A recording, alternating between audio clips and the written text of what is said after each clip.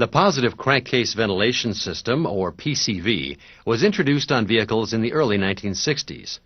A PCV system routes the vapors from the pressurized crankcase back to the intake manifold, where they can be burnt in the combustion process.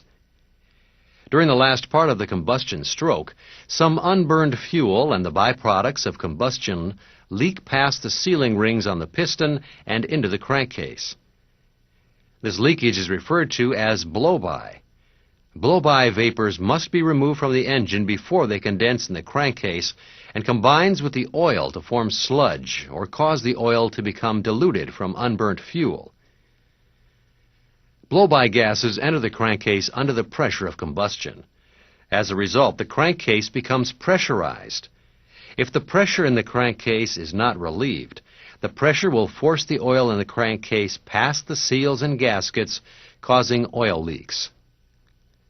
Combustion gases that enter the crankcase are removed by the positive crankcase ventilation system, or PCV. The PCV uses engine vacuum to draw fresh air through the crankcase. On a typical PCV system on a V6 engine, a PCV valve connected to the intake manifold by a hose is mounted in a rubber grommet on one valve cover.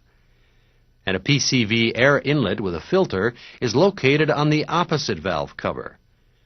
When the engine is running, intake manifold vacuum is supplied to the PCV valve. The vacuum causes the ball or check valve in the PCV valve to lift off its seat and cause a low pressure area under the valve. Air flows from areas of high pressure to areas of low pressure. The vapors from the crankcase are drawn up to the PCV valves through the oil drain openings in the cylinder head.